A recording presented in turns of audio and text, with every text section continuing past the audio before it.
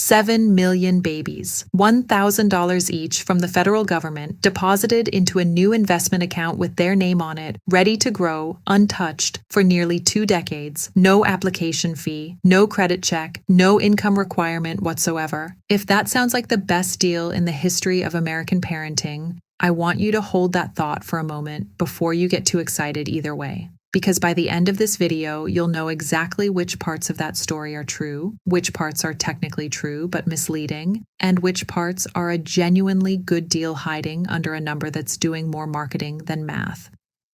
Picture a specific family for a second, because the abstract version of this story is easy to misunderstand and the specific version isn't.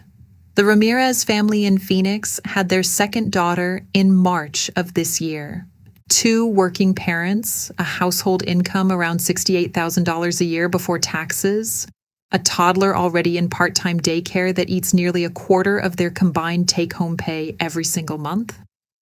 When they heard the government was putting $1,000 into an account for their new baby, they signed up within the week, genuinely excited, assuming it meant real, immediate financial breathing room. It doesn't work that way, and nobody explained that clearly to them at sign-up. By the end of this video, you'll understand exactly what that $1,000 is, isn't, and could become for a family exactly like theirs, and probably for yours too if you're anywhere close to their situation. Let's start with the number everyone's actually asking about first, because it's not nearly as simple as 7 million babies got $1,000, even though that's the version spreading fastest online.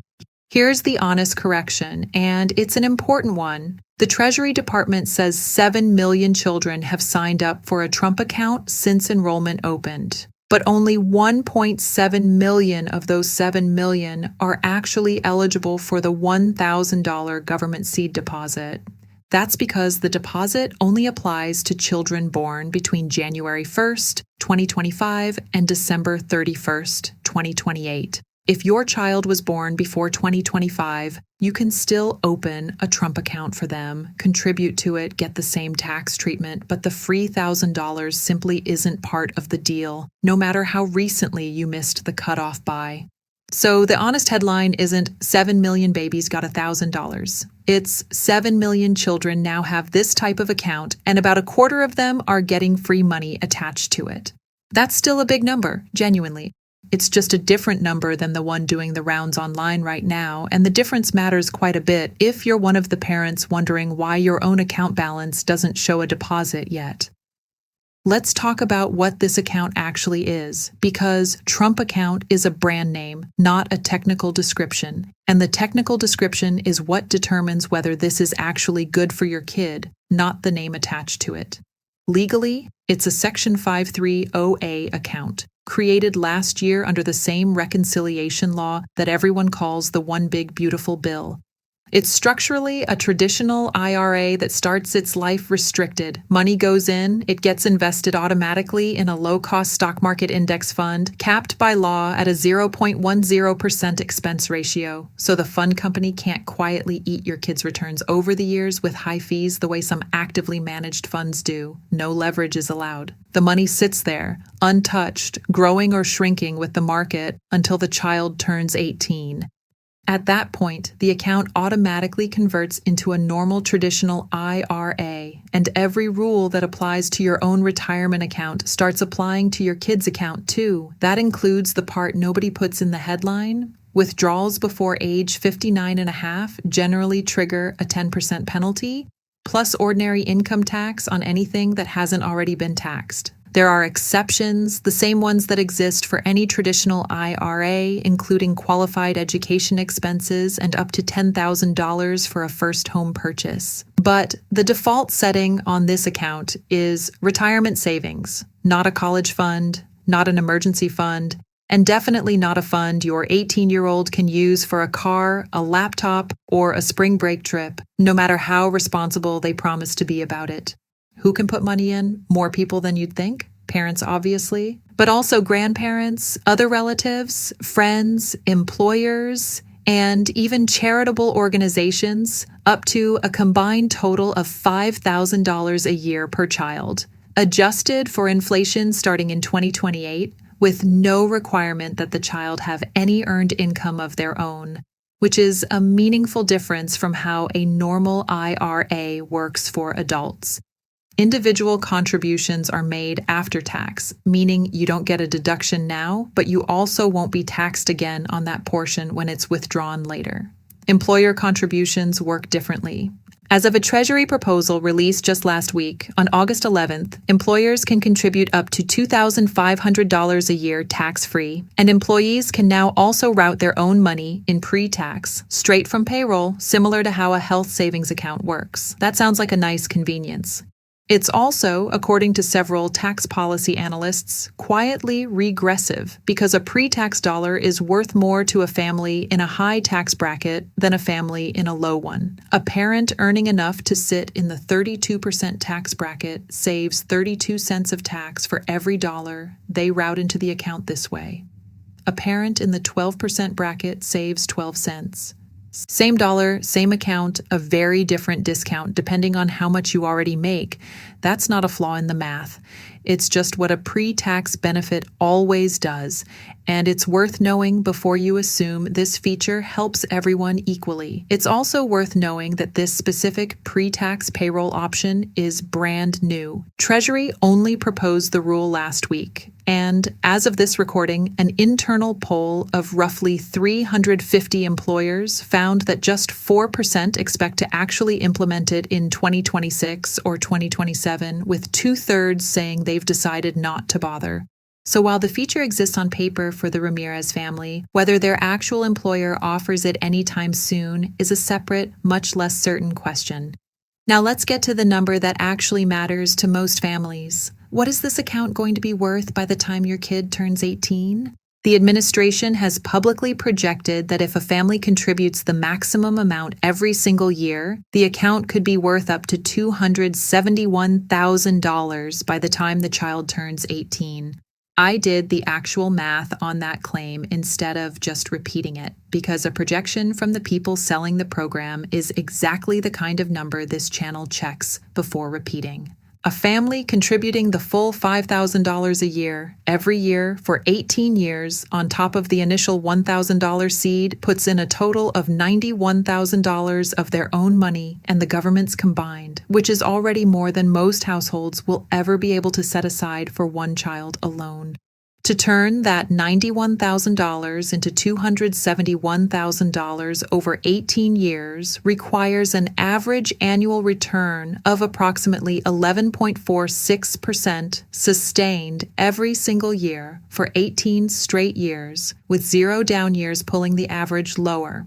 For context, the historical long-run average annual return of the U.S. stock market is closer to 10% nominal, and that number already includes plenty of years where the market fell. An 11.46% sustained average isn't impossible. Markets have done it over some 18-year windows, but it's an optimistic assumption to build a headline number around, not a conservative baseline. At a more realistic 7 to 8% average return, that same $91,000 of contributions grows to somewhere between $173,000 and $191,000. Still a genuinely large number, just not the number in the press release.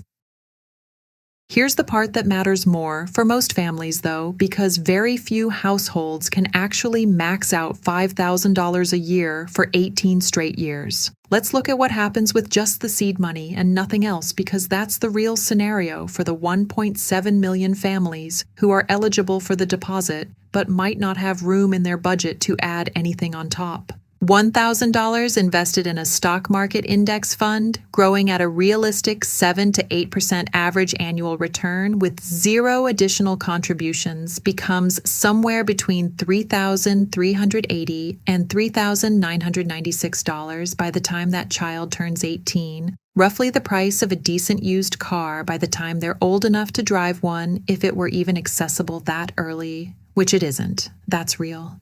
That's meaningfully more than the $1,000 started as. It is not, on its own, a down payment on a house or a semester of college.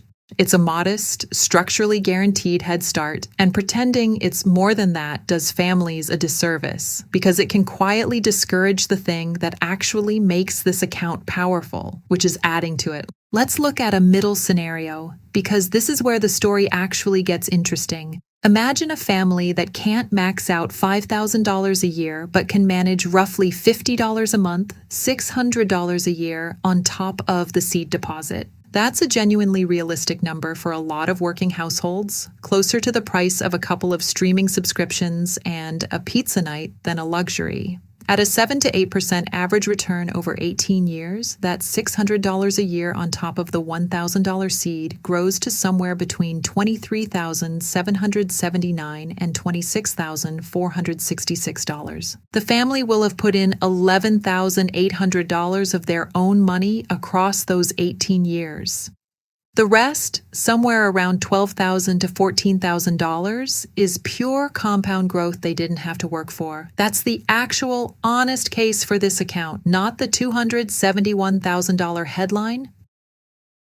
The $24,000 version, built on a genuinely achievable monthly habit, where the free $1,000 is a real, if modest, kickstart on top of a decision the family was already making month after month without needing a windfall to make it work. Now, the criticism, because I'd be doing exactly what I called out in a previous video if I only gave you the flattering version of this story. The most consistent, credible critique of this program is timing. The money is completely inaccessible until the child turns 18. Meanwhile, child poverty researchers have pointed out for years that a family's most financially dangerous years are usually the first 5, when childcare costs are highest relative to income and parents, especially mothers, often step back from paid work. A locked account that pays out at 18 does nothing for a family struggling to afford diapers or daycare in year 1. Including a family exactly like the Ramirez's, who told researchers surveying new enrollees that they'd honestly have preferred a smaller amount they could access now over a larger amount they can't touch for 2 decades.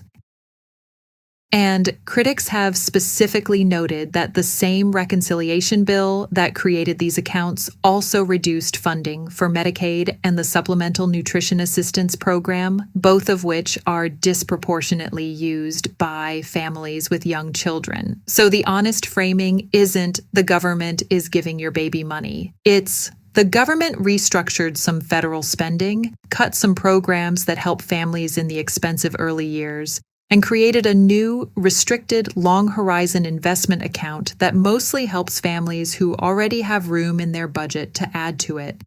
There's also a cost question worth being straight about. The Committee for a Responsible Federal Budget estimates the $1,000 seed deposits alone will cost the federal government approximately $17 billion through 2028, covering every eligible child born in that 4-year window. That money doesn't come from nowhere.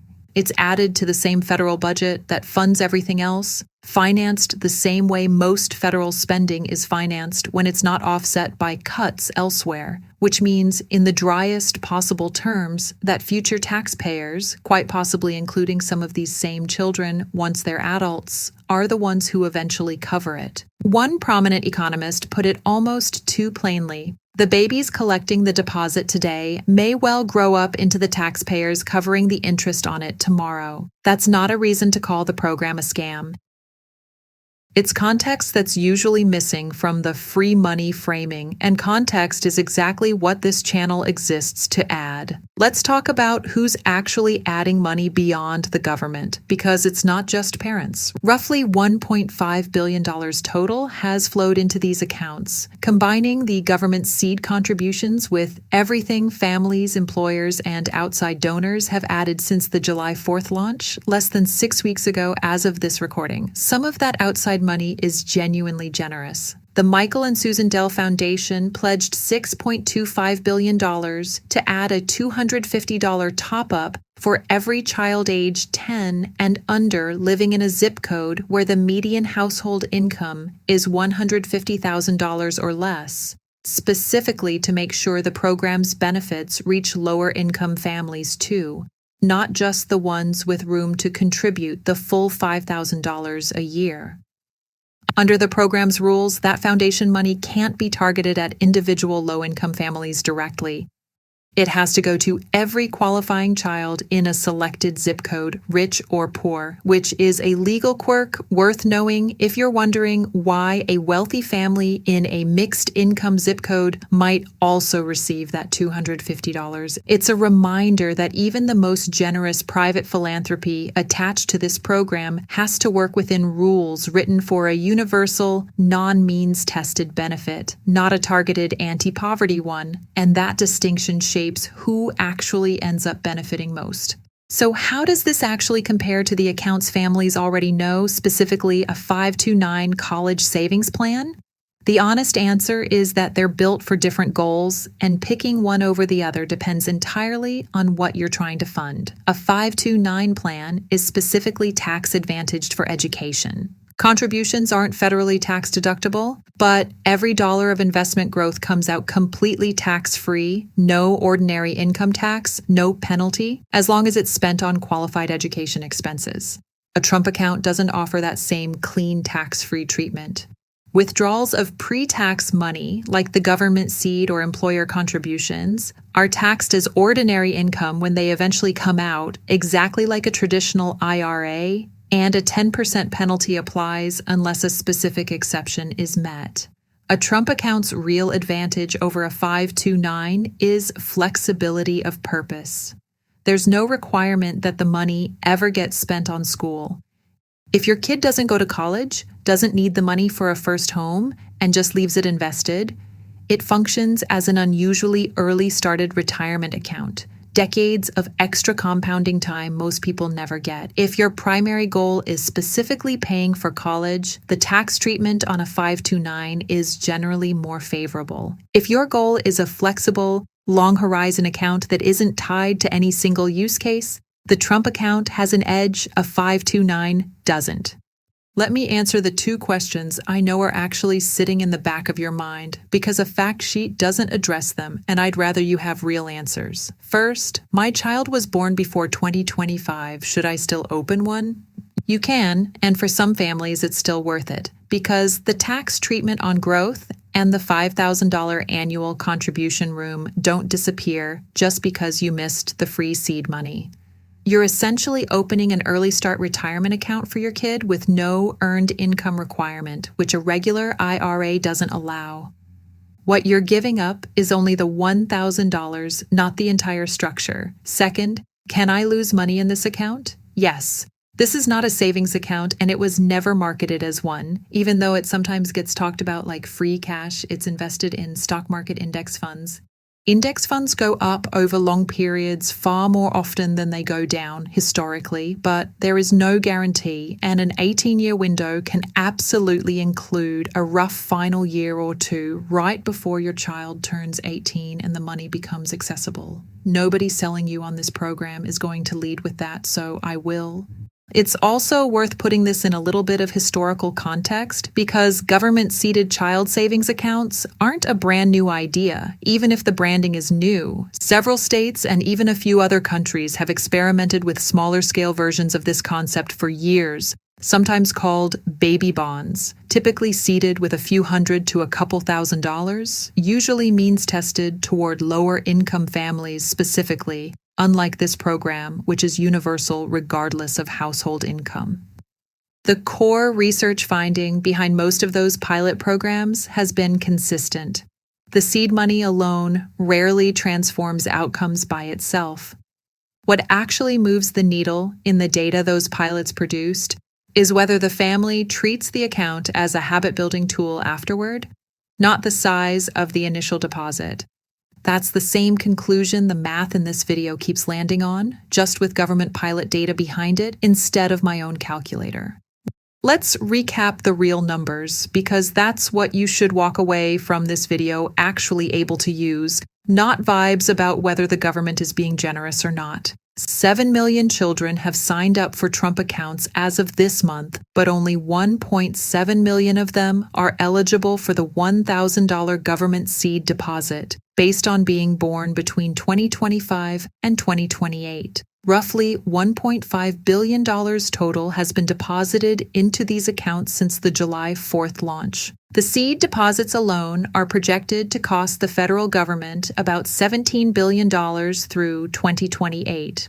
The administration's widely repeated $271,000 projection requires a sustained 11.46% average annual return for 18 straight years, well above the historical stock market average, and assumes a family maxes out the full $5,000 a year, every year, which very few households can realistically do.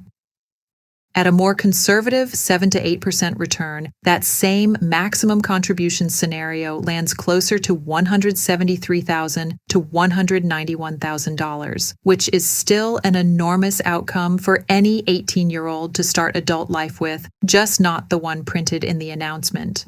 The seed money alone, with no further contributions, grows to somewhere between $3,380 and $3,996 by age 18.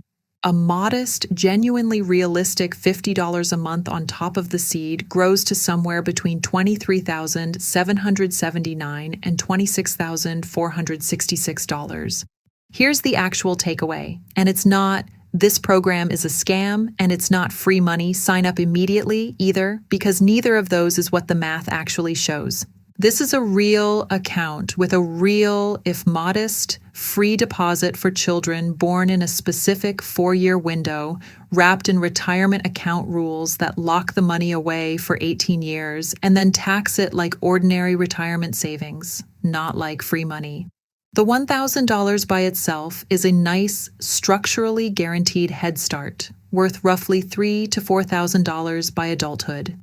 It is not, on its own, a windfall, and it was never designed to be one. For a family like the Ramirez's, the honest advice isn't to expect this account to solve their daycare cost problem today, because it structurally can't. The honest advice is to open it, let the seed money do its quiet, modest compounding in the background, and revisit the $50 a month version of this math once the daycare years are behind them and there's more room to breathe. The version of this account that actually changes a kid's financial life isn't the version with the government's $1,000 sitting untouched for 18 years. It's the version where a family treats that seed deposit the way they treat any long-term investment account, as a starting balance worth building on consistently in whatever small amount actually fits their budget whenever that amount becomes possible. The headline number got you to open the account. The number that will actually matter by the time your kid turns 18 is the one you decide to add to it yourself, one modest contribution at a time, starting whenever you're ready.